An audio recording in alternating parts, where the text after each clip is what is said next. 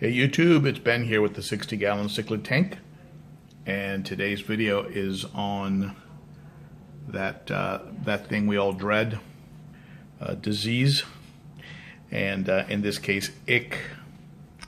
I had a breakout of ick in my tank, and first thing I did is I did a water change and a good thorough vacuuming of the substrate, and I raised the temperature so that it's in the mid 80s, and apparently it's hard for ick to survive in high temperatures. The two fish that presented the ick continued to show ick, and then of course, as you might expect, since they are scaleless fish, the clown looches started to show signs of ick.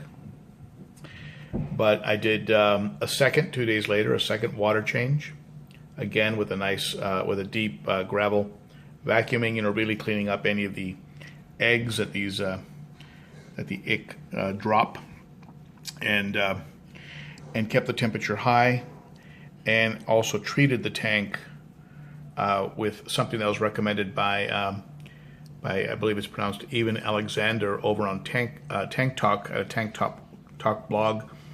He recommended this thing called Ick Attack. You can see it right there, Cordon Ick Attack. It's all natural, very gentle, so you can use it on fish that are scaleless and sensitive, like the looches.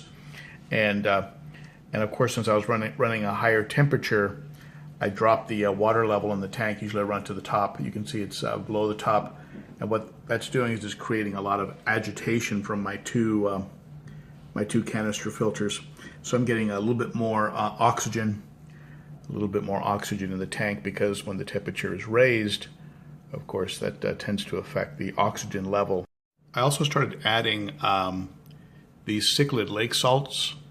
I'm not sure if I don't think they actually do anything to kill ick. They just fortify the fish by adding other minerals and things of this nature to help the fish be healthier and more resistant, a little bit more robust.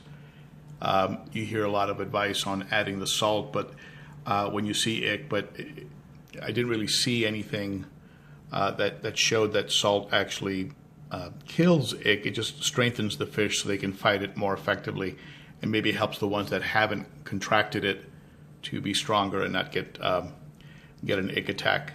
So I started adding some of these lake salts as part of the whole process, and I just when I do a 50% water change, I'll put in 30 gallons worth of the cichlid lake salt and just keep it at the same level. I've also started using Safe. I was using API before, but I'm using Safe now. I trust the products from CChem, and the Safe might work a little bit better with my Purigen that I have in each of my canisters. All right. One other thing I did is during the day I'd leave the lights off in the tank. Somebody made a suggestion that lights should be kept off in the tank, maybe because the ick uses the lights to maybe it gets nutrients from the light, or maybe the light stimulates the ick. I don't know, but I figured I had nothing to lose. So during the day while I was at work, I would just leave the lights in the aquarium off, and then just turn them on for a little bit in the evening, just to kind of check on the status of things. But for about 3-4 days now, during the daytime, the lights were off the entire time, and they'd only go on for a little while at night. Maybe that helped. I'll have to do a little more research on that. And by the way, there's a great article on ick available at cichlid-forum.com, www.cichlid-forum.com. A great article on ick and some of the science and some of the research, some of the misconceptions that exist about it. And I found that article very helpful, along with all the different tips I received on at the Tank Talk Facebook page, where a lot of folks actually added their comments and suggestions. Those were all very, very helpful, very encouraging. All right, so I thank all of you at the Tank Talk Facebook webpage. So I'm happy to say the Ick Has Disappeared You know, there might be, I don't know, maybe a granule somewhere. I'm not seeing it. It's gone, but I will continue treating the tank probably for several more days, maybe as much as a week, just to make sure that it's completely out of the tank. This is the first time I've ever had an ick attack in a tank that I've owned and not have it take at least one casualty. And I think it was because I immediately did a water change. I immediately raised the temperature, and the next day, as soon as I could, I ran out and grabbed some treatment. In this case, the cordon ick treatment. All right, so I hope that helps. It's a little hard to film the fish because they think whenever I'm this close to the tank, it's time to eat. And there's my little flame tail. How the ick got in my tank is I added a few fish, of course, and you know, it's on me. I don't have a tank where I quarantine, and certainly that's going to be an investment. Maybe get a little 20-gallon or a 10-gallon, and I've heard that's one of the advantages of a stump.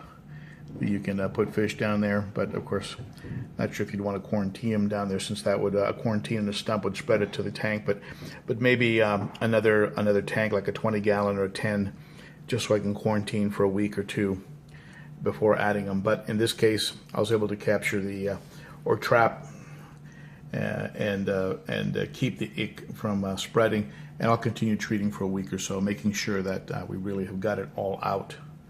And this Fusco here, this young Fusco, is just taking off. You can see the colors on this guy. He's kind of the boss.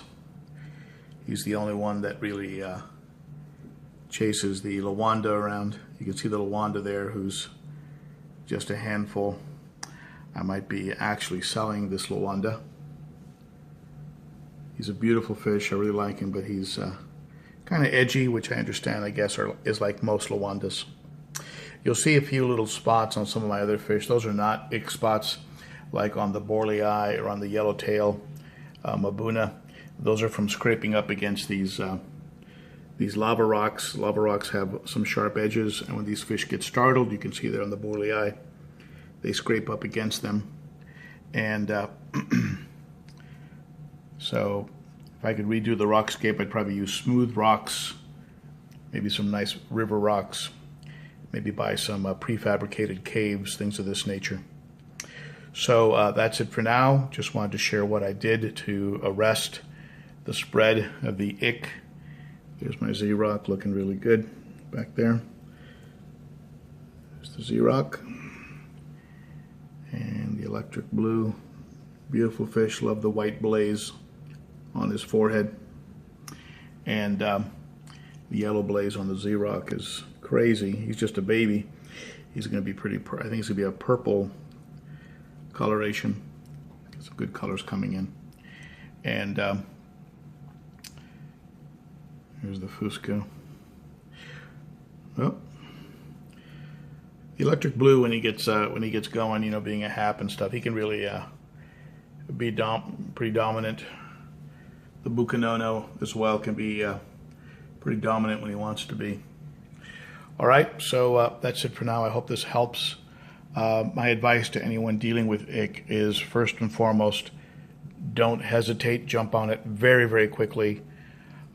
Raise your temperature gradually, maybe a degree or two at a time. Get it up into the low to mid 80s. Create more surface agitation, either by adding an air stone or dropping the water level like I did, so that we get more movement with the canister outputs. And treat. Pick something that you feel will fit the type of fish that you have. In my case, I went with a more gentle approach that takes a little bit longer, but it definitely worked.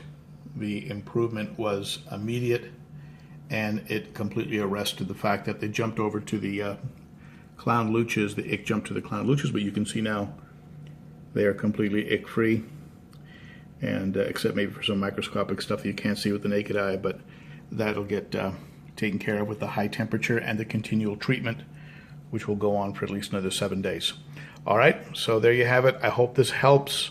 I hope this helps you to not lose some fish from ick. There are other diseases, of course. I've had fish just suddenly appear listless and start to breathe heavy and then just die on me.